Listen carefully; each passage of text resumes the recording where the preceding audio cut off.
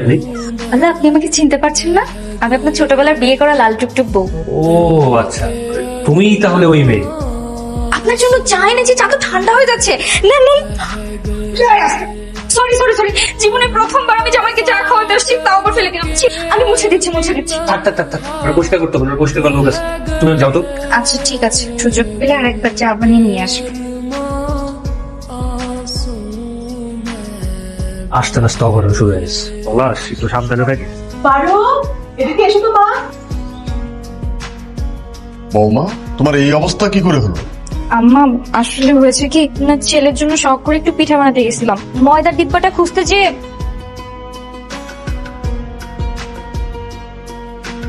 আমি কি করে জানবো ময়দার ডিব্বাটা খোলা, বলেন তো? পুরো আমার মুখের মধ্যে এসে পড়ছে। এগুলো সব স্বাভাবিক হতে পারে। তোমাদের এখন সবকিছু স্বাভাবিক মনে হবে, কারণ ওই মেয়ে তো অনেক তোমাদেরকে ভূগোল বুঝিয়ে দিছে।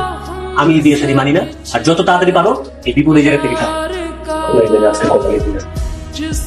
অফিসে কেন আসছো? দুপুরের খাবার না নিয়ে চলে আসছিলেন তো, তাই নিজের হাতে রান্না করে আপনার জন্য খাবার নিয়ে আসছি। তাহলে আপনারা রান্না করেন, আমি আসছি। আপনার জন্য আমি কত সুন্দর করে মজা করে রান্না করি। এটাতে আছে হচ্ছে মুরগির মাংস। খাবার কই গেল? বাটি সব ফাঁকা। বুঝতে পারছি, কষ্ট করে বলতে হবে, আগে থেকেই জানি। আপনাদের বাড়িতে না এরকম একই রকম আরেকটাও বাটি? আমি এখনই যাবো আর খাবারটা নিয়ে আসবো। কষ্ট করে যেতে হবে, কষ্ট করে খালি বাটি নিয়ে আসছো, এটাই খাবো।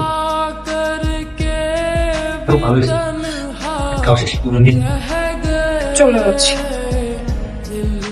এই ভাই, রাখেন রাখেন রাখেন রাখেন, গাড়ি রাখেন। এই পিছনে নেন গাড়ি। ভাই, আপনার কাছে কি কি ফুল আছে?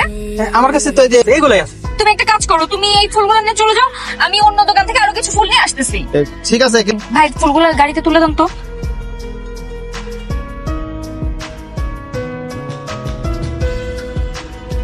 আসলাম, আসেন আসেন আসেন। এখানে এত ফুল কেন? আমি এনেছি। কি করবে ফুল? এই ফুলগুলো দিয়ে বাসর ঘর সাজাবো। আপনারা দুজন কিন্তু গেট ধরবেন, আর ছেলেগুলো কিন্তু অল্প টাকা নিয়ে ছেড়ে দিবেন না, কোনো ছাড় দেওয়া চলবে না। বলবেন ভেতরে আমাদের সুন্দরী লাল টুকটুক বউ আছে, বেশি করে টাকা দাও, তারপর চাপ করবেন। হ্যাঁ হ্যাঁ হ্যাঁ, ঠিক হবে। ঠিক আছে, তাহলে চলেন শুরু করি আমরা বাসর ঘর সাজানো। আপনার ছেলে আমি কখন অফিস থেকে চলে আসে, আমাকে আবার লাল শাড়ি পরতে হবে। আপনাদের সামনে আবার কত কথা বলে ফেলছে, আমার লজ্জা করতেছে।